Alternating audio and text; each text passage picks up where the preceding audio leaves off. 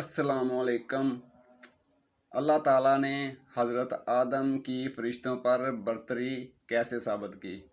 अल्लाह ने फरमाया कि यहाँ से ज़लीलो ख्वार होकर निकल जा, लिहाजा इन इंसानों में से जो भी तेरा कहना मानेगा मैं ज़रूर तुम सब से जहन्नम को भर दूँगा। हदीस रसूलुल्लाह सल्लल्लाहु अलैहि वसल्लम। जब इब्ने आदम कुरान मजीद में से सजदा वाली आयत तिलावत करने के बाद सजदा करता है तो शैतान एक तरफ होकर रोने लगता है और कहता है, हाय अफसोस, इब्ने आदम को सजदा करने का हुक्म हुआ तो इसने सजदा कर लिया, इसलिए इसे जन्नत मिलेगी।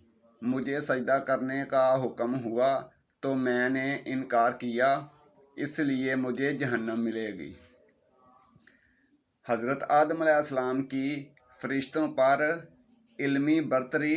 हज़रत आदम अलैहिस्सलाम को अल्लाह ताला ने अपने हाथों से तख्लीक फरमाकर बुलंद मर्तबा अता किया और फ़रिश्तों से सजदा करवाकर आप अलैहिस्सलाम की शरफ मंजिलत पर मोहर तस्दीक लगा दी।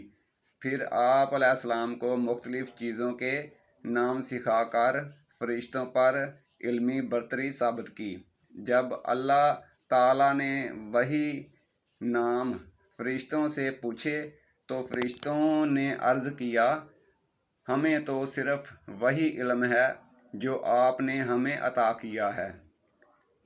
फरमाने इलाही है।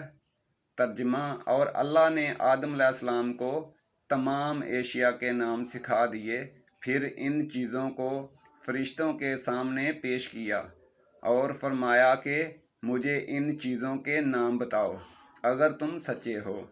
इन सब ने कहा, ए अल्लाह, आपकी ज़ात हर ऐब से पाक है, हमें तो सिर्फ़ इतना ही इल्म है जितना आपने हमें सिखाया है। बेशक आप कामिल इल्म रखने हिकमत वाले हैं। अल्लाह ने फरमाया कि ए आदम, इन्हीं फ़रिश्तों को इन चीज़ों के नाम बताओ। जब आदम अलैहिस्सलाम ने इन्हें इन चीज़ों के नाम बता दिए तो अल्लाह ने फरमाया कि क्या मैंने तुमसे नहीं कहा था कि मैं ही ज़मीन व आसमान का गैब छुपी हुई बातें जानता हूँ, और मैं जानता हूँ जो कुछ तुम ज़ाहिर कर रहे हो और जो कुछ छुपा रहे हो। हज़रत हवा की पैदाइश और जन्नत में रहने का हुक्म।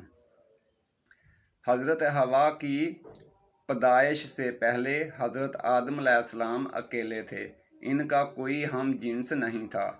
अल्लाह सुब्हानो ताला ने इनकी दिलजोई और तस्कीन के लिए इन्हीं के जिस्म में से बाएं तरफ की छोटी पसली से हज़रत हवा अलैहिस्सलाम को पैदा फरमाया और इनकी बीवी बनाकर इन्हें जन्नत में रहने का हुक्म दिया।